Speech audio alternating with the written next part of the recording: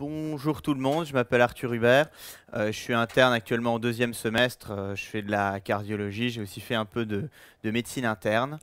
Je suis aussi conférencier aux conférences Stan Santé, aux conférences Khalifa. J'ai écrit quelques livres de cas cliniques dans les éditions VG. Et aujourd'hui, je vais vous faire une conférence d'indifférenciés à tendance médecine interne. Voilà, donc si vous voulez, on va commencer directement par le cas numéro 1. Donc, premier cas de médecine interne. Alors, vous recevez en consultation une patiente de 61 ans, adressée par son médecin traitant pour asthénie. Elle a pour antécédent une hypertension artérielle, sous Ezidrex et athénolol, un cancer du sein traité par mastectomie totale, puis chimiothérapie, puis radiothérapie 10 ans auparavant. Considéré comme guéri, une cholécystectomie, une prothèse du genou gauche. Point. Depuis plusieurs semaines, cette retraitée de l'éducation nationale, d'habitude très active, se sent fatiguée et essoufflée, surtout le soir et à l'effort. Habitant au 4e étage de son immeuble sans ascenseur, elle a énormément de mal à monter le dernier étage, ses cuisses ne la portant plus. Vous êtes frappé par la voix nasonnée de la patiente qui, étonnée par vos questions, vous indique que sa voix s'est effectivement modifiée en quelques mois et qu'elle parle du nez de façon fluctuante, surtout le soir. Première question, quelles hypothèses diagnostiques évoquez-vous devant ce tableau d'asthénie ? Donc, devant toute asthénie, il faut toujours évoquer la même chose. Il y a 3 catégories d'étiologie. On a les pathologies organiques, on a les causes d'asthénie psychologiques et on a les causes d'asthénie, je dirais, physiologiques. Donc, toutes les causes organiques à évoquer devant une asthénie, ce sont toute atteinte des grands organes, des grands systèmes. Donc, tout ce qui est insuffisance cardiaque, insuffisance respiratoire, insuffisance hépatique ou hépatite, hémochromatose, maladie cœliaque, entérocolopathie. Toutes les atteintes neurologiques, centrales ou périphériques, donc centrales comme la sclérose en plaques, périphériques comme les neuropathies périphériques, toutes les atteintes musculaires, notamment les myopathies, les myosites. Ensuite, toutes les causes endocriniennes qui sont des forts pourvoyeurs d'asthénie, que ce soit les problèmes thyroïdiens, essentiellement l'hypothyroïdie, les problèmes d'insuffisance surrénalienne, de diabète décompensé et tous les problèmes métaboliques. On a l'insuffisance rénale qui fatigue. Ensuite, dans ce contexte et à cet âge où on a dans ce cas clinique une patiente qui est assez âgée, il ne faut pas passer à côté des causes tumorales, les cancers digestifs, les cancers pelviens, les cancers pulmonaires, les lymphomes, tous les syndromes paranéoplasiques. On a également des étiologies infectieuses, essentiellement la mononucléose, le VIH et le CMV pour les causes virales, des causes bactériennes, les endocardites infectieuses, les tuberculoses, les brucelloses et des causes parasitaires. Il ne faut pas oublier également l'anémie sur le plan hématologique, qui est un fort pourvoyeur d'asthénie, qui est quelque chose de fréquent, et toutes les causes iatrogènes, toxiques, notamment les psychotropes, l'intoxication au monoxyde de carbone, les syndromes de sevrage. Ensuite, donc, à passer cette catégorie organique, dans laquelle on a énormément d'étiologies, on a les asthénies d'origine psychique, essentiellement le syndrome dépressif. Il faut toujours l'évoquer devant une asthénie. On en verra les caractéristiques par la suite. Ensuite, dans les causes psychiques, on a les troubles anxieux et les troubles somatoformes. Par ailleurs, il faut aussi évoquer les causes d'asthénie de causes physiologiques, c'est-à-dire toutes les causes qui font normalement une asthénie. Les patients qui manquent de sommeil, les patients qui se nourrissent mal, donc à ne pas rater. Donc toujours retenez, les asthénies, ça peut être une cause organique, une cause psychique ou une cause, je dirais, physiologique. La deuxième question, votre examen clinique est le suivant. Pression artérielle à 11,7, fréquence cardiaque 87 par minute, apyrexie, fréquence respiratoire 17 par minute, saturation à 89% en air ambiant, une patiente qui est assez maigre, 42 kg pour 1m63. Votre examen cardiovasculaire est normal, votre examen respiratoire est normal, mais la patiente décrit une toux chronique depuis quelques mois. L'abdomen et l'examen abdominal est normal, la thyroïde est normale. L'examen neuromusculaire retrouve aucun déficit sensitivo-moteur, des réflexes ostéotendineux bilatéraux et symétriques, mais retrouve plusieurs éléments anormaux, une fatigabilité lors des mouvements répétés, un ptosis, donc unilatéral uniquement du côté droit au jour de l'examen, mais la patiente dit que parfois la paupière gauche tombe, et on n'a pas de fausse route. on n'a pas d'adénopathie, les touchés pelviens sont sans particularité, l'examen dermatologique est normal, et sur le plan psychologique, on a un léger ralentissement psychomoteur, un apragmatisme vespéral, donc patient qui ne fait rien, qui est épuisé le soir, une petite altération de l'appétit, pas de trouble du sommeil. Donc dans ce tableau, on se retrouve avec une patiente qui est fatiguée de façon chronique, qui décrit une faiblesse musculaire évoluant progressivement, et les anomalies de l'examen clinique concernent l'examen neuromusculaire, avec une fatigabilité lors des mouvements répétés, et un ptosis. Donc la question 2, vous vous interrogez quant à une éventuelle participation psychogène à cette asthénie. Le caractère vespéral de son asthénie vous oriente-t-il vers cette cause? Donc pour cette question, il faut bien savoir une asthénie qui est de cause organique a une évolution, je dirais, qui est physiologique, c'est-à-dire que le patient va être beaucoup plus fatigué le soir. Tandis que quand il s'agit d'une asthénie psychologique, essentiellement la dépression, le patient va être fatigué dès le matin, il n'a pas envie de se lever, il n'a pas envie de faire sa journée. Donc le caractère vespéral de l'asthénie est quelque chose qui oriente vraiment vers une pathologie organique. Donc cette réponse, il fallait répondre non, puisque l'asthénie psychique est habituellement ressentie dès le matin. Ça, c'est vraiment un point important à retenir. Question 3. Quelle est votre principale hypothèse diagnostique? Donc, dans ce tableau, on a une patiente qui est assez âgée, qui est fatiguée depuis plusieurs semaines, qui s'aggrave progressivement, et on a essentiellement des symptômes neuromusculaires, le ptosis, la fatigabilité musculaire, avec une petite atteinte respiratoire où la patiente est dyspnéique et une atteinte de la phonation avec une voix nasonnée. Donc tous ces symptômes sont vraiment évocateurs d'une myasthénie. Et ce qui est par ailleurs important chez cette patiente, c'est que ce tableau ne correspond pas aux formes classiques de l'asthénie primitive qui touche essentiellement les femmes jeunes. Donc on est dans le cadre d'une asthénie de forme secondaire, où, puisque la patiente est âgée, que les symptômes sont certains symptômes sont mal expliqués. Par exemple, la patiente présente de la toux chronique, ce qui est peu fréquent dans une myasthénie. Donc, tous ces éléments laissent supposer qu'il y a une pathologie sous-jacente qui déclenche la myasthénie et qu'il ne s'agit pas d'une forme de myasthénie primitive. Quand vous donnez un diagnostic, il faut vraiment essayer de caractériser au maximum votre diagnostic. Ne vous arrêtez pas au diagnostic de myasthénie, mais essayez d'aller plus loin, donc notamment rechercher son étiologie, ses complications, etc. La quatrième question, on vous demande quelles sont les causes des ptosis et quelles caractéristiques du ptosis de la patiente vous orientent vers votre hypothèse diagnostique principale. Donc, les causes des ptosis, il faut retenir qu'on a différentes causes. On a des causes qui sont liées aux pathologies du muscle, c'est-à-dire le muscle releveur de la paupière est anormal.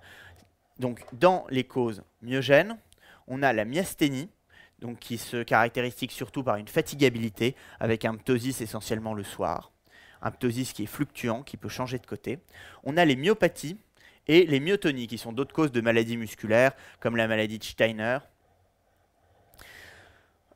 Donc les atteintes musculaires du muscle releveur de la paupière. Ensuite, on a des atteintes neurogènes. C'est les atteintes des nerfs qui commandent les releveurs de la paupière. Donc, les atteintes neurogènes, on a les atteintes de la troisième paire de nerfs crâniennes et on a les atteintes sympathiques. Donc le syndrome de Claude Bernard Horner. Donc le syndrome de Claude Bernard Horner, je rappelle, c'est ptosis, myosis et hénophthalmie. Cette association de 3 symptômes, vous devez la reconnaître, la repérer et en déduire qu'il s'agit d'un syndrome de Claude Bernard Horner. Ensuite, on a des causes mécaniques, c'est-à-dire il y en a un ptosis à cause d'une malformation anatomique, de quelque chose de cicatriciel, de post-traumatique, de post-chirurgical. Donc là, c'est quelque chose de mécanique. Et enfin, on a certains ptosis qui sont congénitaux. Donc, ptosis peut être musculaire, neurologique, mécanique ou congénital. Là-dedans, vous caractérisez les différents sous-catégories d'étiologie dans ces grandes catégories. Alors, quel caractère du ptosis de la patiente vous évoque fortement une myasthénie? Eh bien, il s'agit du caractère unilatéral à bascule. Donc, le caractère Unilatéral est très fréquent dans la myasthénie, c'est quelque chose de classique. On a rarement un ptosis des deux côtés. Et c'est surtout le caractère abascule qui est très évocateur. Les myasthénies, donc c'est un ptosis qui est souvent abascule. Et le caractère abascule élimine toutes les atteintes mécaniques, puisque une paupière cicatricielle, atrophiée, une malformation congénitale, quelque chose de traumatique, la paupière abîmée restera abîmée. Ça élimine également les causes neurogènes, puisque un nerf abîmé, donc qu'il s'agisse de la troisième paire de nerfs crâniennes ou des faisceaux nerveux sympathiques, du moment qu'on a une destruction nerveuse, le ptosis restera constant du même côté. Donc, un caractère à bascule est fortement évocateur d'un ptosis d'origine musculaire et, en pratique, très très évocateur d'une myasthénie. Alors, la cinquième question. Quel bilan paraclinique réalisez-vous en première intention devant une asthénie? Et ensuite, quels examens demandez-vous pour affirmer votre hypothèse diagnostique? Donc, il y a aussi deux sous-parties dans cette question. La première, c'est qu'est-ce qu'il faut rechercher devant toute myasthénie? Donc, devant une asthénie, il faut d'abord faire des examens biologiques. C'est ça qui sera le plus informatif.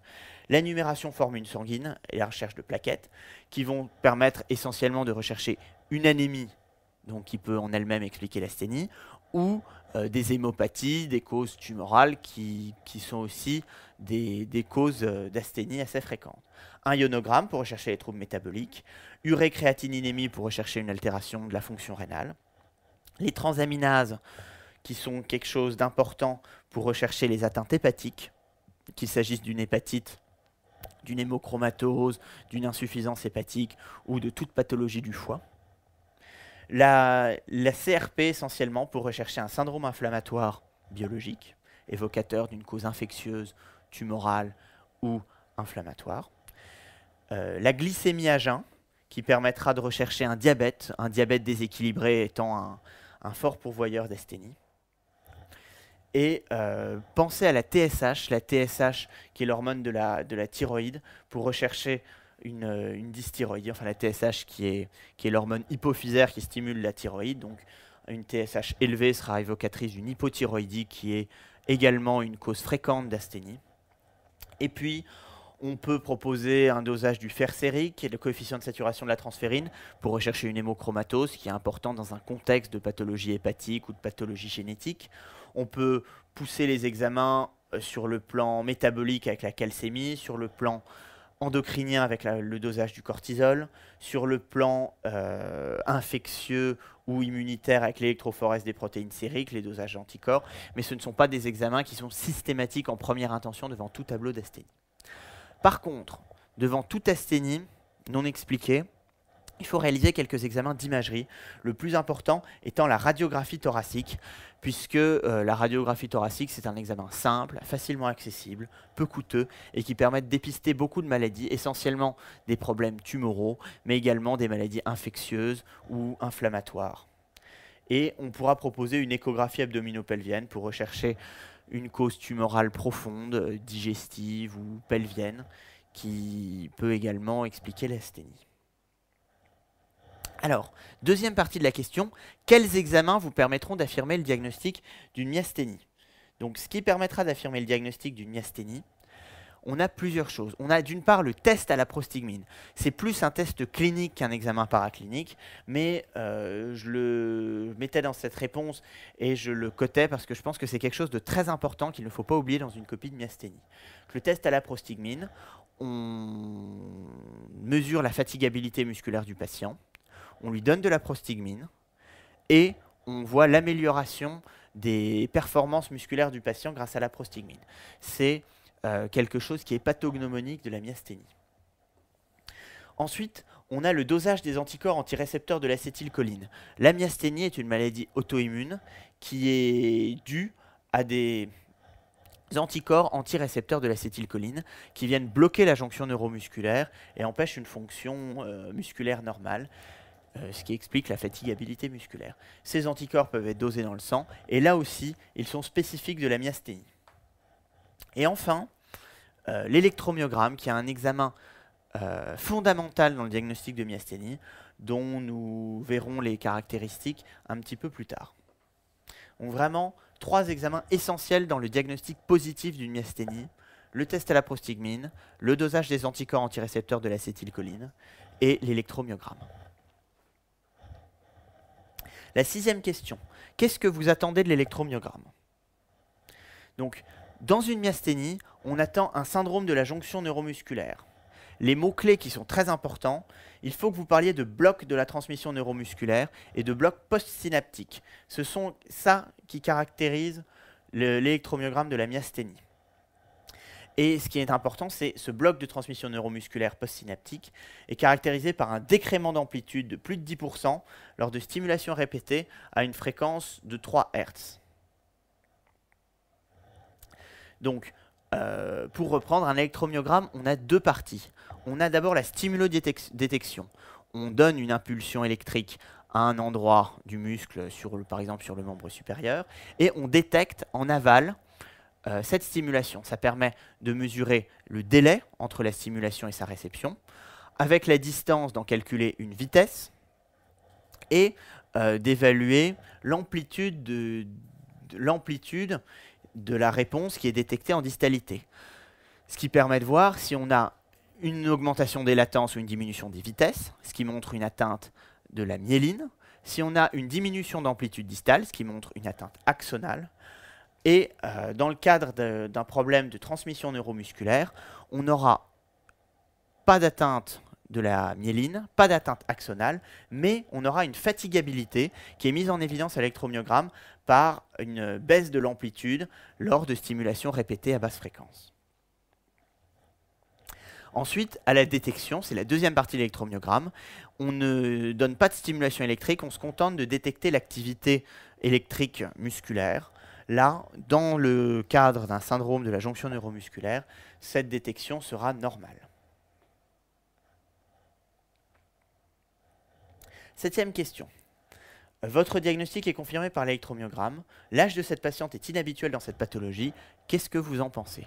Donc oui, effectivement, la myasthénie touche essentiellement les femmes jeunes. En général, il s'agit beaucoup plus de femmes que d'hommes, comme à peu près toutes les maladies auto-immunes, et elles sont souvent jeunes, de moins de 35 ans. Du coup, le fait que cette maladie habituellement inflammatoire, auto-immune, primitive, qui survient chez la femme jeune, survienne chez quelqu'un d'âgé, doit vous faire tiquer. Vous devez vous dire, il y a quelque chose d'inhabituel. Et ça doit vraiment vous faire rechercher une cause de myasthénie secondaire. C'est-à-dire, on n'a pas une myasthénie, je dirais, de façon idiopathique, une maladie auto-immune associée à d'autres, mais on a une maladie sous-jacente qui a déclenché la myasthénie. Et dans le cadre des myasthénies, il faut rechercher une cause qui peut être tumorale, essentiellement les tumeurs du thymus, donc les thymomes ou les hyperplasies thymiques, ou une myasthénie peut être secondaire à des maladies auto-immunes, essentiellement les problèmes des maladies thyroïdiennes. Chez cette patiente, on a plusieurs éléments qui peuvent déjà nous orienter vers la cause. Elle est âgée, elle n'a jamais eu d'autres maladies auto-immunes, donc on a du mal à croire qu'il s'agit d'une myasthénie secondaire à des maladies auto-immunes. Et ensuite, c'est une patiente qui se plaignait d'une toux chronique qui était inexpliquée depuis plusieurs mois. Et ça oriente vraiment vers un processus médiastinal ou thoracique qui se développerait, qui irriterait les nerfs responsables de la toux. Donc dans ce contexte de myasthénie, c'est quelque chose qui est vraiment évocateur d'une myasthénie secondaire à une tumeur thymique. Alors, 8e question, quelle pathologie associée devez-vous rechercher et par quels examens complémentaires? Donc, dans une myasthénie, il faut rechercher ces étiologies. C'est ce qu'on disait à la question précédente. Donc, essentiellement les causes tumorales, surtout dans le contexte de cette patiente qui est âgée, qui a des facteurs de risque pour des problèmes tumoraux, mais qui n'a aucun argument, aucun antécédent personnel ou familial de maladie auto-immune. Et c'est essentiellement le thymome et l'hyperplasie thymique. Alors, comment les rechercher? Il s'agit de pathologies tumorales thoraciques. La radiographie thoracique peut donner quelques informations, mais sa sensibilité est trop faible pour considérer qu'une patiente n'a pas de tumeur thymique si la radiographie est normale. Et donc, l'examen clé va être le scanner thoracique à la recherche d'une tumeur du thymus. Ensuite, il faut rechercher les pathologies auto-immunes qui peuvent également être des étiologies de myasthénie. Donc, ces pathologies auto-immunes, ce que je disais un peu plus haut. Il s'agit essentiellement des dysthyroïdies que l'on diagnostiquera et que l'on détectera par le dosage des hormones thyroïdiennes, la TSH, la T4 et les anticorps thyroïdiens, donc les anticorps antirécepteurs de la TSH, anti-TPO ou anti-thyroglobuline. TPO étant les anticorps anti-thyroperoxydase. Ensuite, on peut avoir des myasthénies qui sont secondaires à une maladie de Birmer, donc une anémie par carence en vitamine B12 par malabsorption. Donc il faut rechercher cette maladie de Birmer en faisant une numération formule sanguine à la recherche d'une anémie macrocytaire arégénérative, avec les dosages de vitamine B12 et les dosages d'anticorps anticellules pariétales et antifacteurs intrinsèques. J'ai fait une petite faute d'orthographe, ce sont bien des anticorps anticellules pariétales. Et enfin, on recherchera des connectivites, donc des maladies de système un petit peu plus variées, qui peuvent déclencher ou être associées à une myasthénie. Donc ça, on les recherchera essentiellement par le dosage des anticorps antinucléaires, des anti-DNA natifs, du complément et d'autres anticorps. 9e question, le scanner thoracique vous montre les images qui vous seront montrées un peu plus loin. Quels sont les différents types de tumeurs du thymus? Quel type tumoral suspectez-vous? Donc voici le scanner, et montré par la flèche rouge, on voit cette tumeur du thymus.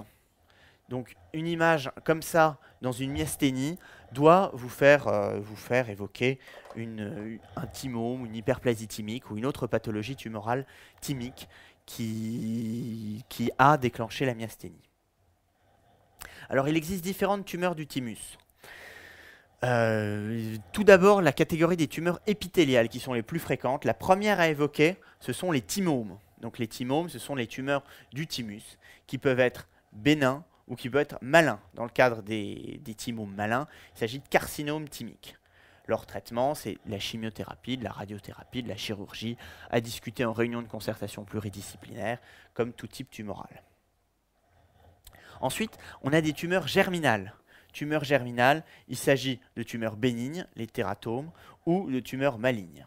Et puis on a d'autres types de tumeurs beaucoup plus rares. Retenez essentiellement les lymphomes, puisque le thymus est un organe qui joue dans la maturation lymphocytaire. On a beaucoup de lymphocytes à l'intérieur chez l'enfant jeune, et c'est un organe qui est plus associé à des lymphomes que d'autres organes de l'organisme. Et puis on peut avoir des tumeurs conjonctives ou des tumeurs neuroendocriniennes. Retenez essentiellement les tumeurs épithéliales avec les thymomes qui peuvent être bénins ou malins, il s'agit de carcinomes thymiques, les tumeurs germinales où il s'agit de tératomes et les lymphomes. Et la présence d'une myasthénie associée à la tumeur thymique vous oriente fortement vers un thymome, parce que les tumeurs thymiques qui déclenchent des myasthénies sont des thymomes. 10e question, quelle va être votre prise en charge thérapeutique globale, sachant que les examens confirment la malignité de la tumeur. Donc vous avez une patiente âgée qui est asthénique, secondairement à une myasthénie, secondairement à une tumeur maligne du thymus. Donc c'est une patiente qu'il va falloir hospitaliser. On a plusieurs axes dans la prise en charge. Avant tout, le traitement de la myasthénie. Donc, le traitement de la myasthénie, il faut d'abord arrêter tous les facteurs favorisant des poussées de myasthénie. Notamment chez cette patiente, elle prend des bêta-bloquants. Et les bêta-bloquants sont des médicaments qui sont absolument contre-indiqués dans les myasthénies parce qu'ils provoquent des poussées. Donc, commencez par stopper les bêta-bloquants de cette patiente. Ensuite, le traitement symptomatique, les anticholinéstérasiques, comme la prostigmine, c'est le Mestinon, qui permettront d'améliorer les symptômes de la patiente. Sur le plan étiologique, une myasthénie s'améliore grâce à de la corticothérapie, mais on peut proposer des immunosuppresseurs, notamment donc du méthotrexate, de l'azatioprine, du mycophénolate mofétyle, ou des cures d'immunoglobuline intraveineuse, des tégélines, ou des échanges plasmatiques. Les immunoglobulines et les échanges plasmatiques sont des traitements de poussée de la myasthénie, là où les immunosuppresseurs sont plutôt des traitements de fond. Et évidemment, pour la prise en charge de la myasthénie, il faut prendre en charge le thymome.